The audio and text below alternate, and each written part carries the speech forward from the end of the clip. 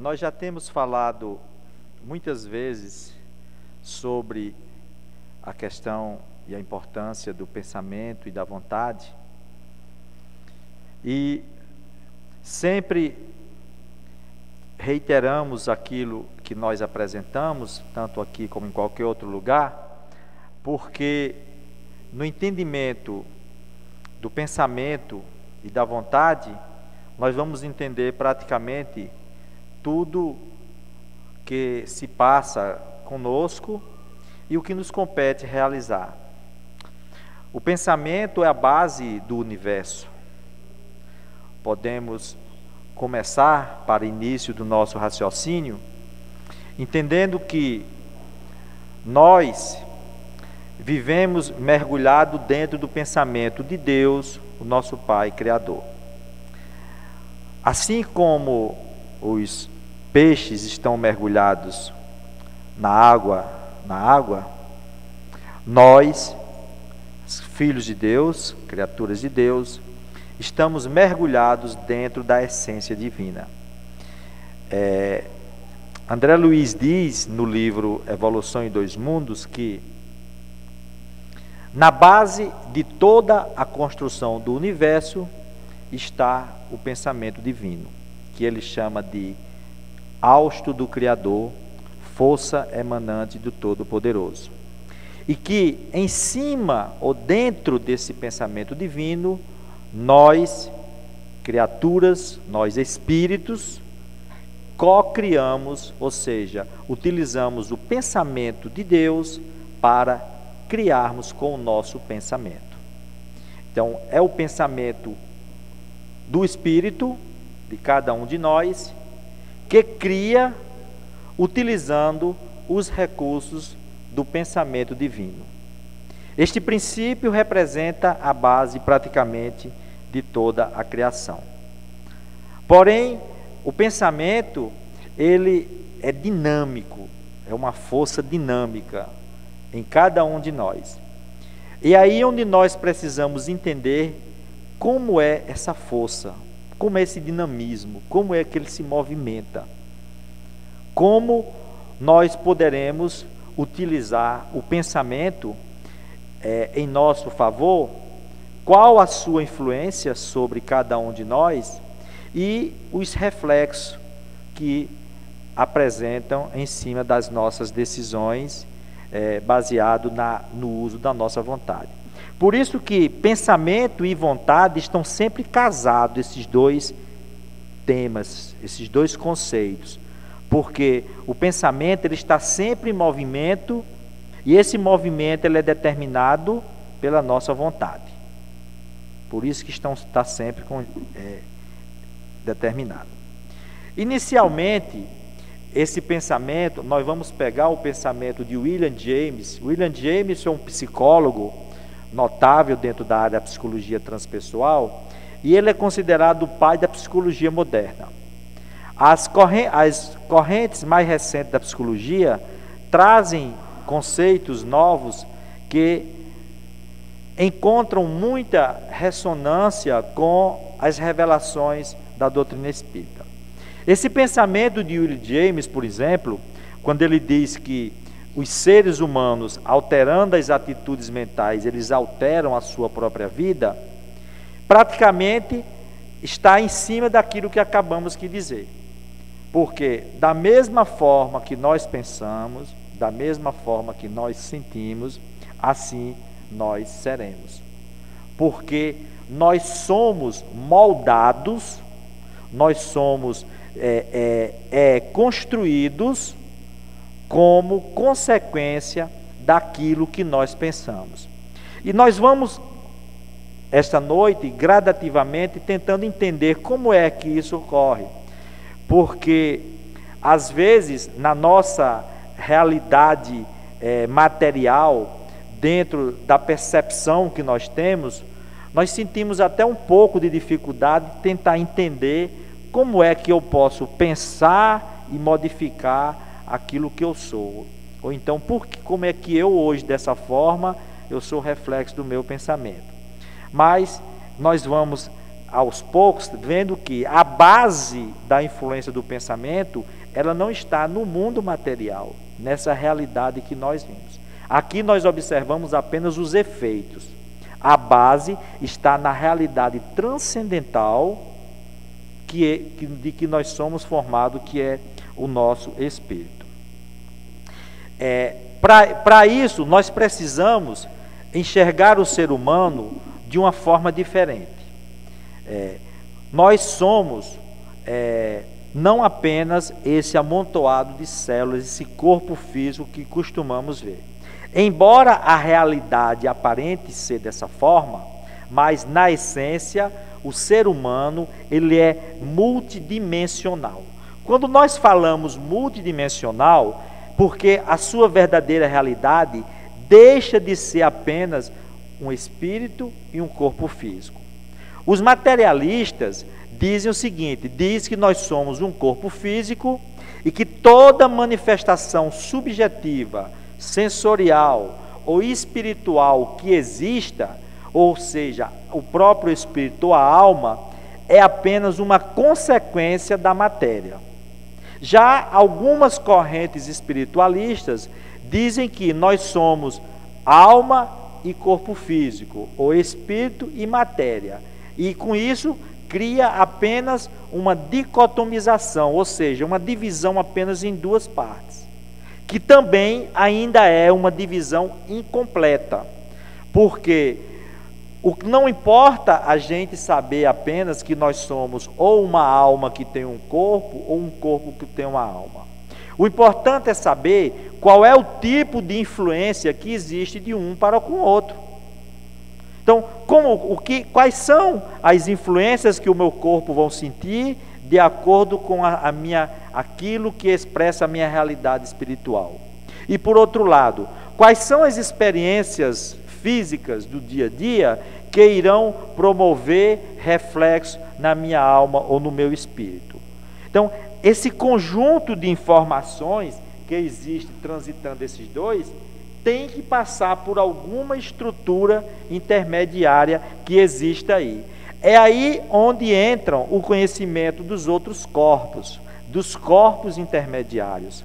Esses corpos intermediários que vocês estão vendo aí, do corpo mental, causal, astral e duplo etérico, eles estão se expressando em níveis dimensionais específicos, cada um diferente do outro.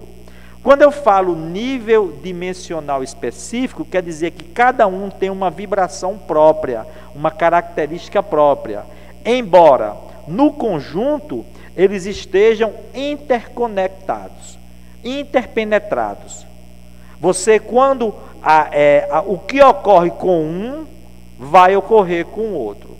Portanto, tudo aquilo que diga relação com a realidade espiritual vai transitar por todos esses corpos até atingir o físico. E todas as experiências do físico vão no sentido inverso alcançar a nossa realidade espiritual. Isso é o que nós chamamos de visão multidimensional do ser humano. Então nós somos formado de multicorpos, onde nós temos aí o corpo mental. O corpo mental é como se fosse um espelho, onde tem a sede da nossa mente. E a partir da nossa mente que há o reflexo de toda a realidade do espírito. Então, o corpo mental é como se fosse uma luz, uma chama, ele não tem forma humana, é um corpo que no plano mental pertence a espíritos que já conquistaram níveis de evolução mais elevado, e a partir dele é que vai presidir a formação de outros corpos. Nós temos aí o corpo causal.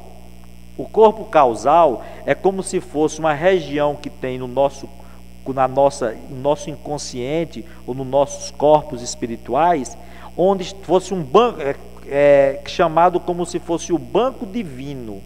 É lá onde nós armazenamos todas as nossas experiências boas ou más. E aquelas experiências negativas que nós incorporamos como pelo uso equivocado do nosso livre-arbítrio, transforma-se no que Lísia chama no livro Nosso Lar, a roupa suja que está impedindo que o nosso espírito possa ascender a planos mais elevados. E essa roupa suja que é construída pelas consequências dos atos equivocados que nós fizemos, ela precisa ser lavada no tanque das experiências da vida. Por isso que a gente reencarna, a gente renasce, adquire um novo corpo físico com o objetivo de transferir essas regiões de desequilíbrio da nossa alma, do nosso espírito, para a matéria. Quando se transfere para a matéria, aí o indivíduo, sabendo aproveitar as suas experiências cotidianas, ele vai se aperfeiçoando. Portanto, depois nós temos o corpo astral, que é o corpo espiritual, é o que Paulo de Tarso chamou de corpo celeste, corpo espiritual, é o corpo que nós nos apresentamos após a morte, ou seja, na dimensão espiritual. E o duplo etérico, o corpo vital, esse é a fronteira entre o corpo espiritual e a matéria. É como se fosse uma cola, serve de ligação, de união do corpo espiritual com a matéria física. É ali onde fica circulando o fluido vital, principalmente a energia vital que é absorvida pelo passe, pela alimentação, pela respiração da natureza. É onde circula as energias vitais que são responsáveis por manter o nosso corpo orgânico funcionando. Daí ele tem uma importância altíssima, porque sem fluido vital, o corpo morre. E o principal representante do fluido vital no nosso organismo são os elementos do sangue, é o sistema sanguíneo. Por isso que o indivíduo que tem pouco sangue, ele perde a sua vitalidade. E por isso que o sangue é tão importante, tão vital para a sobrevivência e o funcionamento do corpo físico. Aqui, só para a gente ter uma ideia, o que é que acontece? Quando a gente morre, a gente perde o corpo físico. E pouco tempo depois perde o duplo etérico, porque isso aqui também é formado de matéria, ele desintegra-se. E o indivíduo fica só com essa parte daqui para cima. E ao longo do seu processo de evolução, quando ele vai em cada existência purificando-se em sentimentos e intelectualmente, ele também vai transformando esses corpos até que ele conquista em corpo o seu nível de plano mental e de corpo mental. Observe que todo esse conjunto de corpos, André Luiz chamou, Allan Kardec chamou disso aí, de perispírito. Então, quando Kardec codificou a doutrina, você não encontra nos livros da codificação esses corpos, você só encontra espírito, perispírito e corpo físico. Depois, nas obras subsidiárias de André Luiz, Filomeno de Miranda e Emmanuel, que você vê a referência sobre estes corpos. Mas aqui é para termos uma ideia dessa visão esquemática do ser multidimensional, que nessa outra imagem tem uma visão mais ampla, porque, como eu falei para vocês, cada corpo desse ele se interpenetra, porque eles se apresentam em forma de campo. Então, mais uma vez aí vocês estão vendo espírito, perispírito e corpo físico, e abaixo os corpos, formando toda essa estrutura energética que nós somos. É em cima dessa estrutura energética que circula o pensamento. Por isso que eu estou mostrando para vocês, detalhando essa parte inicial. O pensamento ele vai transitar por todas essas estruturas até que o seu reflexo chegue no campo físico. Joana de Ângeles, ela fazendo uma síntese disso que nós falamos, ela escreveu que, olha, o espírito conduz o corpo através de vibrações delicadas que sustentam as células, mantendo-as em ritmo harmônico ou desgastante, conforme as ondas mentais que irradiam. Ou seja, de acordo com o tipo de irradiação mental, e a irradiação mental é o próprio pensamento, nós vamos manipulando as energias vitais que tem dentro de cada um de nós para fazer com que as nossas células funcionem num ritmo harmônico, gerando saúde, ou desarmônico, gerando doença.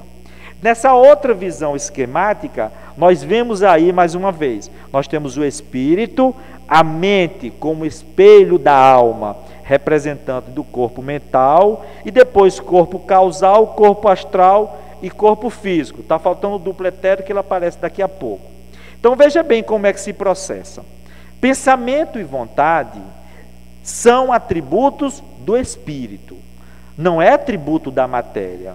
Então, quem pensa é o espírito, quem deseja é o espírito, quem sente é o espírito, quem escolhe é o espírito. Então, nossas ideias, nossos desejos são elementos vivos que criam vida de acordo com a persistência e com a sustentação que cada um determina. Por isso que muitas vezes o indivíduo, quando fica com uma ideia na sua cabeça, um pensamento fica ali, ele passa o dia pensando muito naquilo, ele sente dificuldade de se libertar, porque ele cria vida e cria força, e não é tão fácil quando a gente tentar se libertar de um pensamento incômodo, porque é nessa base aí onde praticamente funcionam todas as influências e todas as trocas de informações que existem entre as pessoas em todo o universo. Então, através do pensamento, do mecanismo do pensamento, de acordo com o tipo, com a qualidade, o indivíduo vai estabelecer por um processo de sintonia e vai atrair os pensamentos semelhantes. Então, ideias, desejos e emoções transformam-se como se fosse um imã para atrair todos os pensamentos, todas as ideias, sentimentos e emoções semelhantes. Isso faz com que Emmanuel nos fala no livro Pensamento e Vida, num capítulo pequenininho que se chama Associação de Ideias. Ele diz, através desse mecanismo, todos nós estamos ligados com todos os seres que pensam da mesma forma que nós pensamos em qualquer parte no universo. Se nós temos um pensamento de bondade, imediatamente nós atraímos o mesmo tipo de onda mental de todas as pessoas que têm esse mesmo pensamento no universo. Da mesma forma, quando nós pensamos o contrário, desejamos o mal a alguma pessoa ou cultivamos vingança, ódio, ciúme, maledicência ou algo dessa natureza, da mesma forma nós nos colocamos em sintonia com todos aqueles que pensam do mesmo jeito. Por quê? Porque pensamento, vontade, livre-arbítrio, escolha são atributos do espírito e somos nós que determinamos. A onda mental, que é o próprio pensamento contínuo, ela nasce do espírito e vai se propagar em formas de radiações contínuas. E são essas radiações contínuas que vão manter a coesão, ou seja, a união e o equilíbrio de todas as células. Conforme Joana de Ângeles diz, mantém o ritmo harmônico desgastante, sustenta o funcionamento das células. Então, todos nós estamos emitindo de uma forma consciente ou inconsciente, um tipo de onda mental característica. Essa onda mental característica está vitalizando todos aqueles corpos que nós vimos, mantendo esse equilíbrio. Quando chega na transição, como eu falei, do corpo astral para o corpo físico, aí o duplo etérico serve de ponte e de intermediário para promover as condensações dessas energias e transferir as informações que existem do espírito para a matéria, como também da matéria para o espírito. Desta forma, olha, numa outra visão esquemática, aí nós temos como se fosse os nossos corpos, o branco é o corpo físico, o róseo aí é o perispírito e o amarelo, o branco é o espírito, o róseo o perispírito e o amarelo o corpo físico. E essas setinhas pretas seria o pensamento vibrando de uma forma contínua, nasce lá do branquinho, ou seja, do espírito, ó, e aí se propaga em todos os corpos. Mas interessante é que não fica circunscrito, ele irradia-se em torno de cada um de nós e constitui o que se chama campo da aura. O campo da aura é esse campo mental, o eletromagnético que tem em volta de cada um de nós, que é inerente ao próprio indivíduo, e nesse campo mental estão escritos todos os nossos desejos. Por exemplo, se o indivíduo pensa tem um projeto de realizar qualquer coisa, ou boa ou má, não importa. As imagens ficam aqui, gravitando em torno dele, nessa atmosfera psíquica. E é aí nessa atmosfera psíquica que os espíritos identificam no indivíduo as suas tendências e os seus desejos. Se ele tem uma tendência, um desejo bom ou não. E aí o que é que ele faz? Vai alimentar. Nós já vimos que tudo que estiver na nossa atmosfera mental ou psíquica vai servir de atração para ondas mentais semelhantes, pelo processo de sintonia. É automático isso, é automático. Pensou, sintonizou, atraiu, entrou em sintonia.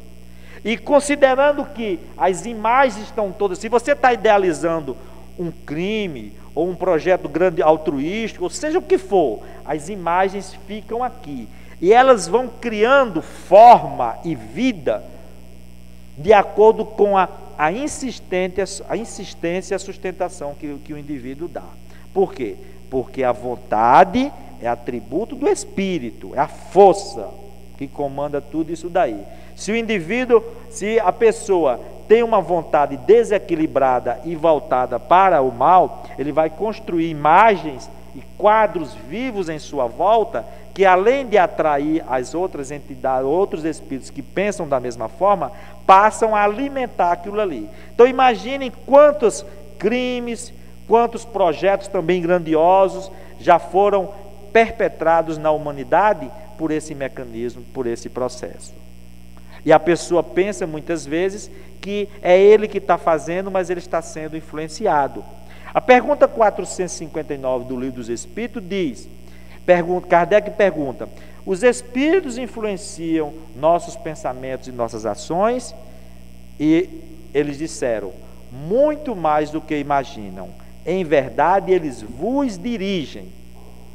Então, a influência é quase completa de pensamento, de sentimentos. Agora, o que nós temos que entender é que quem determina a natureza da influência somos nós. Para o indivíduo não cair naquela posiçãozinha que às vezes muitas pessoas costumam dizer: eu fiz isso porque eu estava influenciado, como se ele não tivesse culpa. Como se no capítulo das obsessões, porque a influência de um espírito que deseja o mal sobre o outro encarnado é o que nós chamamos de obsessão. É isso que causa muitos problemas de natureza espiritual. Aí a pessoa pode, mas não, isso aconteceu porque é o obsessor que está me prejudicando. Mas ele só está te influenciando porque encontrou na sua mente o campo fértil para a influência. Portanto, quem não quer ser influenciado por espíritos equivocados, por espíritos comprometidos com o mal, faça o que os espíritos dizem lá no Livro dos Espíritos: faça o bem. É a forma de você se livrar da influência do mal, é praticando o bem. Então, gente, isso aqui é o mecanismo de levar que ocorre tudo isso aí. Quais são as principais características do nosso pensamento? Nós já vimos, é um fluido vivo, nasce da própria alma e vai conduzindo o quê? As nossas emoções e nossos desejos. Uma outra característica importante para a gente entender, que ele é absorvido pela nossa mente, onde o indivíduo assimila a força emanante do Criador e depois, por um processo de transubstanciação, ele exala com a sua própria responsabilidade. Como é que é isso? O processo de respiração, para quem não sabe, é o seguinte: você absorve o oxigênio do ar, chega lá no seu corpo, troca por gás carbônico e você devolve gás carbônico para a atmosfera. Então, o processo de absorção do pensamento divino, que é um fluxo contínuo, é mais ou menos semelhante. Através da nossa mente, principalmente do centro coronário, onde está a nossa sede da nossa mente, nós absorvemos esse fluido vivo que vem do Criador. Só que esse fluido ele é neutro na sua essência, certo? Aí nós absorvemos esse fluido e depois devolvemos para o exterior, para o meio, fazendo as criações mentais. Só que quando nós devolvemos e exteriorizamos esse fluido, ele vai com as nossas características. Que características são essas? Exatamente, principalmente das nossas emoções e dos nossos desejos. É aí que o indivíduo assume a responsabilidade. É a partir desse momento que nós nos transformamos em co-criadores da obra de Deus, como eu falei no início. E aí todos nós somos co-criadores, independente de querermos ou não, independente de desejarmos ou não. Por quê? Porque o pensamento é um fluxo contínuo. Ninguém para de pensar, nem as pessoas que têm transtornos mentais ou transtornos psicológicos. Eles continuam, o fluxo de pensamento continua da mesma forma, só que de uma forma equivocada, digamos assim, desarmonizada, por isso que gerou o transtorno. Mas o fluxo é contínuo. É como, imagine, gente, como se fosse um rio. Se você tem um rio perene, onde as águas estão fluindo continuamente, é dessa forma que nós estamos absorvendo o pensamento de Deus, desse fluido divino, e exteriorizando. Por quê? Porque nós estamos pensando. E isso é o que nos caracteriza como seres humanos, ou seja, a capacidade de ter o pensamento contínuo. É o que nos diferencia dos animais. Os animais têm o que se chama de pensamento fragmentário. A onda mental vem, aí para, tem uma solução de continuidade, segue depois. E de acordo com o tipo de animal, da escala evolutiva, alguns vão diminuindo esses lapsos intercalados que existem, até que, quando chega no reino animal, o pensamento adquire um fluxo contínuo. Isso nos caracteriza como humanos. E quando o pensamento flui de uma forma contínua em nós, aí nós nos tornamos o quê? Responsáveis pela nossa própria existência. Por isso que ninguém será eximido da responsabilidade dos seus próprios pensamentos, dos seus desejos e dos seus atos. Por quê? Porque está nele, a vontade é atributo dele, do Espírito. Pensamento, fluido vivo e contínuo, patrimônio do Espírito. E somos nós que temos que dar direcionamento. Quando esse fluido sai da gente, então ele vai influenciando toda a criação. O pensamento produz também irradiações eletromagnéticas, e a frequência vai variar sempre de acordo com os estados mentais. Olhe que a gente volta, rodeia, mas volta sempre para os nossos estados mentais. Então o pensamento, quando sai, circulando por todos aqueles corpos, vitaliza todos os centros vitais da nossa alma. Os centros vitais, para quem não conhece, são os 7 principais: o coronário, no alto da cabeça, temos o frontal aqui na frente, entre a sobrancelha, o laríngeo, cardíaco, esplênico, gástrico e o genésico. Cada centro desse tem uma função específica no nosso corpo. E a onda de pensamento vitaliza todos esses centros para depois influenciar no corpo físico. E, por último, o que nós falamos, o mais importante, saber que é passiva perante o sentimento que lhe dá forma para o bem ou para o mal, conforme o raio da emoção. Portanto, a responsabilidade por um pensamento bom ou mal é inteiramente nossa. Por quê? Porque o pensamento divino, ele é neutro na sua essência. O fluido divino que nós absorvemos é neutro na sua essência, repito. E quando sai de cada um de nós, aí sai colorido com as qualidades de cada um. Você imagine se nós tivermos um cano aqui d'água, aí a água bem clara e cristalina entrando por um lado. Então, e nesse cano, de acordo com o que tiver dentro desse cano, será como essa água vai sair do outro lado. É da mesma forma o pensamento. Se dentro do cano tem sentimentos de inveja, maldade, rancor, vingança, então o pensamento vai sair dessa mesma forma. Mas se tiver de amor e de bondade, a onda mental também vai sair com as mesmas características e os reflexos nós iremos sentir nos nossos corpos. Emmanuel fala que no livro Pensamento e Vida, que esse é como ele chama, do pequeno grande livro, pela essência que é esse livro.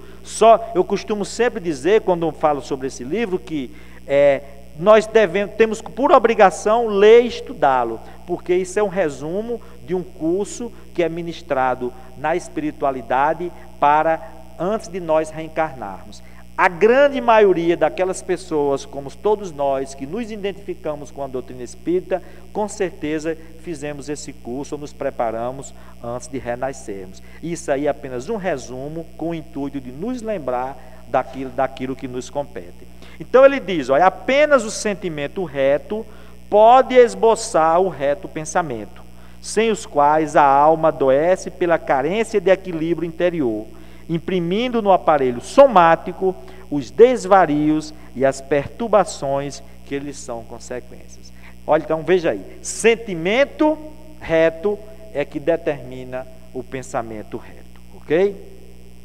Aí apenas hoje mostrando exames de neuroimagem que já mostram determinadas áreas do nosso cérebro que estão relacionadas e ativadas com o pensamento positivo, mostrando que existem regiões do nosso cérebro que têm a responsabilidade por ser acionada por qualquer tipo de pensamento, pelos tipos de pensamentos específicos que nós exteriorizamos.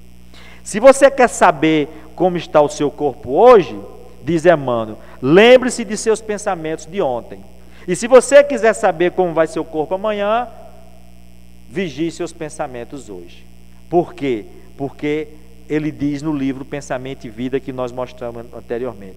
O pensamento sombrio adoece o corpo são e agrava os males do corpo enfermo. Ou seja, obedecendo esse mecanismo, esse processo. Quando estamos doentes, o que é que a gente costuma ver na maioria das pessoas que quando adoece? Uma onda mental pessimista, né? Ah, que eu não fico bom, ah, que eu não melhoro, será que eu vou morrer? É moda a pessoa achar hoje está com câncer, qualquer coisinha, eu acho que será que eu estou com câncer, ou não sei o que, ou seja, a pessoa adoeceu, aí cria um pensamento negativo, esse pensamento é enfermiço e vai agravar as predisposições que o indivíduo já tenha. Quando na realidade a gente tem que entender que a doença é apenas um acidente de percurso na nossa vida, que talvez muitas vezes tenha ocasionado pelo desequilíbrio do nosso pensamento. Vamos opor-lhe um pensamento, fazer uma atitude mental positiva, demonstra claramente que isso aqui é geradora de saúde. Existem inúmeros trabalhos que mostram isso. Por exemplo, esse aqui do Dr. Kazuo Murakami, que é reitor da Universidade de Kyoto, ele coloca lá no seu livro Código Divino da Vida que as emoções positivas ativam os genes importantes que nós temos no nosso organismo. Então, fatores positivos como a felicidade, entusiasmo, fé e oração fazem com que os genes mais importantes responsáveis pelo funcionamento saudável do nosso corpo sejam ativados. E os fatores negativos como ansiedade, medo, estresse, tristeza, sofrimento, depressão, faz o contrário. Vão desligar ou desativar a transcrição desses genes. E hoje a genética já sabe, todos os nossos genes funcionam no mecanismo liga e desliga. É como se fosse a luz dessa sala. Tem um interruptor ali, ela está acesa porque alguém ligou. Se desligar, ela apaga. Do mesmo jeito, é todos os genes ativos do nosso corpo. Eles estão ativos porque foram ativados, acionados. Foram acionados. E hoje sabe-se que os pensamentos, as emoções, sentimentos, todo o meio ambiente são fatores importantes que afetam os nossos genes, e os positivos afetam exatamente, ativam exatamente os genes que são os mais importantes. E isso nos faz entender, olha, que o ser humano, eu gosto muito dessa imagem mostrar, ele passa a ser um reflexo da sua vida mental. E considerando que a vida mental é o nível de consciência que nós nos expressamos. Então, se vocês observam essa imagem, cada parte do nosso corpo está refletindo uma paisagem, como se fosse uma ideia, um desejo, ou seja, um pensamento, um sentimento, é uma emoção. Todo o nosso corpo, ele se expressa como reflexo do que nós temos aqui, ó, do nosso pensamento, da nossa mente.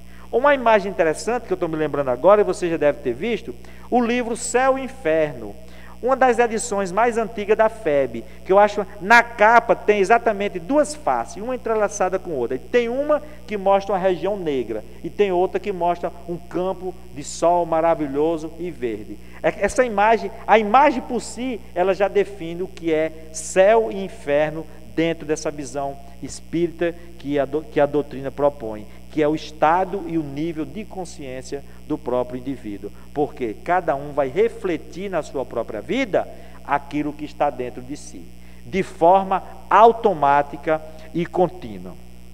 E o que é a vontade?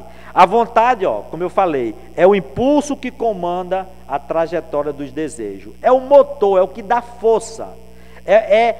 Kardec diz que a vontade é como se fosse um pensamento íntimo, numa frequência que vibra numa frequência tão alta que se transforma em força eletromotriz. E a força eletromotriz é exatamente que dá impulso, que dá trajetória a alguma coisa. Então a vontade é a força que comanda a trajetória dos nossos pensamentos, dos nossos desejos. Certo? Então diz, ó, imprime movimento e direção ao pensamento.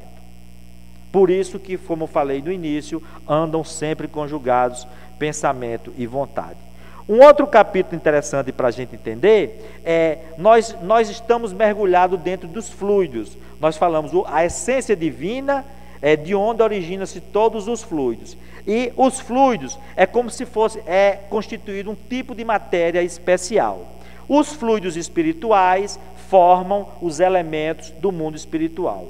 Os fluidos materiais condensados formam os elementos material que nós conhecemos. Ó. Matéria tangível, palpável, tudo isso que nós vimos são condensações de fluidos materiais. Porque se você mergulhar na intimidade da matéria, só vai encontrar lá átomos, elétrons vibrando e muitos espaços. Então os fluidos são divididos em materiais e espirituais.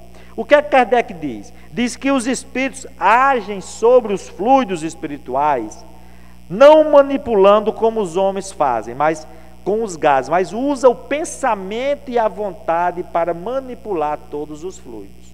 Ou seja, a nossa vontade e o nosso pensamento, que é força viva, além de influenciar transferir todos os reflexos para o nosso corpo, modifica todos os fluidos do nosso ambiente, ou seja, a atmosfera que nós respiramos. Se nós pensamos no bem, nós vamos construir um ambiente mais favorável e saudável em nossa volta. Por que é que quando as pessoas vêm na casa espírita, costumam dizer muito, eu vou lá, eu acho tão bom, eu me sinto tão bem, a gente tem uma paz, tem uma sensação, sai aliviado, porque quando chega em ambientes como esse, não estou só dizendo que é só na casa espírita, mas em outros ambientes onde tenha a conversa edificante, moral elevada, onde se se pratique o bem, se fale das leis de amor, se respeite o próximo, também esses ambientes estão impregnados de quê? Dos fluidos que são exteriorizados pelos seus frequentadores. Então, os fluidos benéficos que estão presentes aqui nesse ambiente é um reflexo da maioria de todos que por aqui passam, sejam encarnados ou desencarnados. Quando nós estamos aqui, a gente afasta por uns momentos os pensamentos negativos, a gente abre mais o nosso coração para a bondade, meu irmãozinho para cá, meu irmãozinho para lá, abraça aqui, abraça ali, todo mundo fica mais sorridente. Por quê? E isso faz o quê? Faz com que a gente modifique a atmosfera. Da mesma forma acontece nas nossas casas, no nosso lar, no nosso trabalho.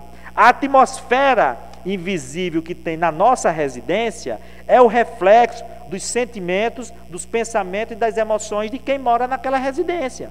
Se a família só cultiva confusão, briga, desunião e pensamentos negativos, vai transformar a casa no inferno. Mas se a família procura respeitar, usar a palavra edificante, quer dizer, a conversa, o diálogo, procura cultivar harmonia no lar, então a gente vai modificando a atmosfera do nosso lar. Não é com esse objetivo que se convida as pessoas a fazer o evangelho na sua casa, a alterar o panorama espiritual da sua casa. Porque esses fluidos do nosso ambiente, eles vão agir depois sobre nós próprios. Olha só como as leis divinas são sábias e são perfeitas, nos dá o livre-arbítrio e a responsabilidade. É através do nosso livre-arbítrio que nós selecionamos o tipo de pensamento ou sentimentos que vai sair de cada um de nós. E com isso vamos influenciar o nosso meio. E ao mesmo tempo, os fluidos do meio vão se voltar contra nós mesmos. Liberdade com responsabilidade. É assim que nós nos tornamos livres e responsáveis ao mesmo tempo. Então os fluidos vão adquirir dois tipos de qualidades. Se for sob o aspecto moral, vai ter a marca dos nossos sentimentos: ódio, amor, bondade, inveja. E sob o aspecto físico vai ser excitante, calmante, tóxico, reparador, eliminador. Quando vocês entram naquela salinha para tomar passe, vocês vão tomar concentrados de fluido vital. São fluidos que são doados, uma parte pelo médio, outra parte que vem da espiritualidade, outros são retirados do próprio ambiente, outros são extraídos de algumas pessoas que têm sobrando, vem para aqui pensando que vai tomar, na realidade doa, a espiritualidade tira. Toda essa manipulação de fluido passa a ser doada ali através do passe, tanto na salinha como aqui. Neste momento, todos vocês, quem não já tomou o passe aqui pela equipe espiritual da casa, está tomando, entendeu? E depois tem o complemento, porque o serviço de passe ele funciona desde o momento que a pessoa entra na casa espírita. Mas é preciso que o indivíduo eleve o seu padrão de pensamento para absorver esses fluidos. Então, os fluidos que são doados durante as aplicações de passe vão adquirir essas qualidades aqui. Por isso que se recomenda a prece de quem está recebendo o quê? Para estabelecer sintonia. E recomenda-se quem está aplicando o desejo de ajudar e a prece para o quê? Para exatamente imprimir nos fluidos boas qualidades, para que sejam reparadoras e saudáveis para quem esteja doando. Tá certo? Filomeno de Miranda, ele diz o seguinte: a influência da mente sobre o corpo é de grande significado para a saúde pelo estimular ou reter da energia que a sustenta. E quando bloqueado pelo psiquismo perturbado, cede campo à proliferação dos germes que se instalam, formando as doenças. Então, o psiquismo perturbado desequilibra o fluxo dessas energias e abre espaço para que as doenças se instalem. Enquanto a ação da vontade, ele diz, a ação da vontade em favor do equilíbrio vai desbloquear essas áreas e fazer com que a energia circule livremente, restituindo o equilíbrio e a saúde. Por isso que se recomenda essa atitude positiva de todos nós. Para quem é saudável, a atitude positiva se transforma numa ação preventiva contra as doenças. E para quem enfrenta algum tipo de doença, a atitude positiva se transforma em fator reparador e regenerador. Está no indivíduo. Isso aqui é mais um trabalho feito na Universidade de Stanford, onde mostra que as ações intencionais determinadas pela vontade oferecem melhores perspectivas para aumentar e sustentar a satisfação. Mas essa pesquisadora conclui o seguinte: são necessários o quê? Esforço concentrado e compromisso consistente. Porque tem que ter desejo e tem que ter intenção. O que é que a gente costuma falar dentro da doutrina espírita? Não adianta o indivíduo querer se transformar e mudar e se renovar da boca para fora, achando que só vindo na casa espírita, assistir uma palestra, uma reunião, fazer alguma coisa, vai promover a transformação que precisa. Não. As transformações são necessárias, sim. São urgentes, sim. Mas depende de quê? Depende das ações intencionais e persistentes, ou seja, depende do compromisso que cada um de nós assume perante si próprio e se esforça insistentemente buscando a sua renovação. Então não é só mudar de pensamento, de atitude e de comportamento quando frequenta a casa espírita, é principalmente quando voltar, quando chegar da calçada para fora, é quando chegar em casa, quando chegar no lar. Aí, porque quando a gente chega em casa, aí a gente vai encontrar realmente o nosso campo de trabalho espiritual. Aí lá nós vamos encontrar as pessoas que a bondade de Deus juntou nessa existência e colocou dentro do lar, para que a gente aprenda a desenvolver a lei e fazer prevalecer a lei de amor. Aí sim é lá que nós precisamos dar testemunho daquilo que nós aprendemos aqui e que ouvimos. E isso todos nós, quem está ouvindo e quem está falando, ninguém aqui é maior ou melhor do que o outro. Todos nós somos aprendizes da lei, dentro da lei divina, e todos nós temos nossas virtudes e nossas fraquezas. Temos que ser vigilantes e persistentes para poder conquistar a felicidade que nós almejamos. Continuamente a vida nos oferece isso aí, ó, opções. Todo dia você está usando o seu livre-arbítrio e a sua vontade para decidir qual caminho você vai seguir. Porque se você usa a vontade, aciona a lei da liberdade, cai nessa outra lei, na lei de causa e efeito, conforme Druso fala nesse livro, ó. Na sua infinita sabedoria, o Criador concedeu liberdade a todas as criaturas humanas, mas sujeitou-as a responderes pelas consequências de suas ações, num processo justo e equânime no curso evolutivo de cada uma na busca da perfeição. Então não temos como nos desvencilhar. Acionamos a lei da liberdade, caímos na lei da responsabilidade. Aí, quando nós... outro fator importante que a gente precisa entender, que o nosso pensamento, ele nasce de cada um de nós e se influencia o nosso corpo através dessas partículas aí que nós chamamos de bióforos, que são as forças de pensamento, tá certo? São através dessas partículas de pensamento que o indivíduo vai agir nas suas células e transferir para as células os estados mentais. E aí você pode agravar ou não as predisposições mórbidas ou a lei de karma que você tenha. De acordo com o seu estado mental, você suaviza os seus resgates ou você agrava as suas provações. Porque as partículas de pensamento, elas são transferidas automaticamente para as nossas células. E aí, como fica a felicidade? Nesse caso, compreendendo toda a dinâmica da nossa vida. A pergunta 920, ela é muito importante, porque Kardec perguntou o seguinte: pode o homem gozar de completa felicidade na terra? E eles disseram não. Por isso que a vida lhe foi dada como prova ou expiação. Olha a pergunta foi de completa felicidade. Mas os Espíritos dizem o seguinte, ó: dele, ou seja, de cada um de nós, porém, depende a suavização de seus males e o ser tão feliz quanto possível na terra. Ou seja, depende de cada um de nós estabelecermos os padrões da nossa vida que irão determinar a felicidade ou não. Muitas vezes, o que para mim, um fato que para uma pessoa se torna fator de infelicidade, para outro pode ser de felicidade. Vai depender do que cada um estabelece como de valor na sua vida e como parâmetro. Por isso que os Espíritos disseram, dele depende, dele suavizar os seus males e ser feliz, a felicidade relativa. Tem pessoas que enfrentam dificuldades e provações altíssimas, mas são felizes. Tem pessoas que têm tudo na vida e são infelizes, porque a felicidade, ela está muito além de você ter ou não ter alguma coisa. Está mais na questão de você ser alguma coisa e não você ter. Aí a pergunta 921, olha: concebe-se que o homem será feliz na terra quando a humanidade estiver transformada. Mas enquanto isso se não verifica, poderá conseguir uma felicidade relativa?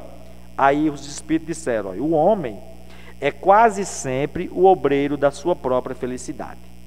Praticando a lei de Deus, a muitos males se forrará e proporcionará a si mesmo felicidade tão grande quanto comporte a sua existência grosseira. Portanto, a chave da felicidade da terra está aqui, ó, quando ele fala praticando a lei de Deus. As leis de Deus estão na nossa consciência, está na pergunta 621 do Livro dos Espíritos. E à medida que nós vamos nos esforçando em compreender e vivenciar essas leis, nós vamos ampliando também o conhecimento dessas leis. O apóstolo Paulo se referiu a isso quando disse: renovai-vos pela vossa mente para saber qual é a boa e agradável vontade do Senhor.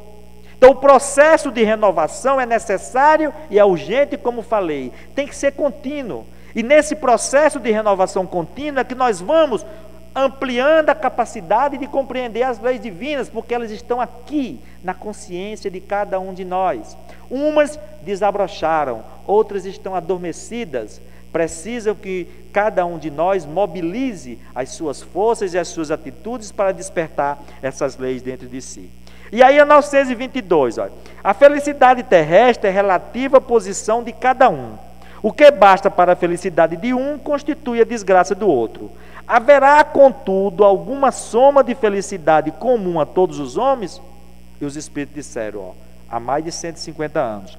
Com relação à vida material, é a posse do necessário.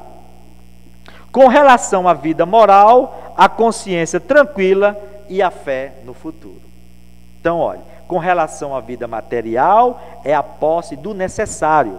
Isso mostra o quê? A riqueza não é instrumento de perdição do espírito. O excesso e o abuso é sim, mas o uso apropriado da riqueza, sim, é instrumento de engrandecimento e de aperfeiçoamento do espírito. Porém, com a vida moral, a consciência tranquila e a fé no futuro. Por que fala consciência tranquila? Exatamente porque as leis morais, que são as leis divinas principais, estão escritas na nossa consciência. Aí André Luiz coloca esse pensamento muito apropriado quando ele diz, ó, toda ideia que você venha a aceitar influenciará o seu espírito. Escolha os pensamentos do bem para orientar-lhe o caminho, e o bem transformará a sua vida numa cachoeira de bênçãos. E para encerrar, nós já mostramos aqui certa vez um resumo desse poema de Fernando Pessoa, que fala sobre a questão da felicidade, que é belíssimo, cujo título é Palco da Vida. E certamente ele foi muito bem inspirado, com certeza, para construir a belas mensagem de que tem esse poema. E nós vamos apresentá-la na íntegra. Então ele diz o seguinte, ó, você pode ter defeitos, viver ansioso e ficar irritado algumas vezes, mas não se esqueça de que sua vida é a maior empresa do mundo. Gostaria que você sempre se lembrasse de que ser feliz não é ter um céu sem tempestade, caminhos sem acidentes, trabalhos sem fadigas e relacionamentos sem ilusões. Ser feliz é encontrar força no perdão, esperança nas batalhas, segurança no palco do medo, amor nos desencontros. Ser feliz não é apenas valorizar o sorriso, mas refletir sobre a tristeza. Não é apenas comemorar o sucesso, mas aprender lições dos fracassos. Não é apenas ser júbilo nos aplausos, mas é encontrar alegria no anonimato.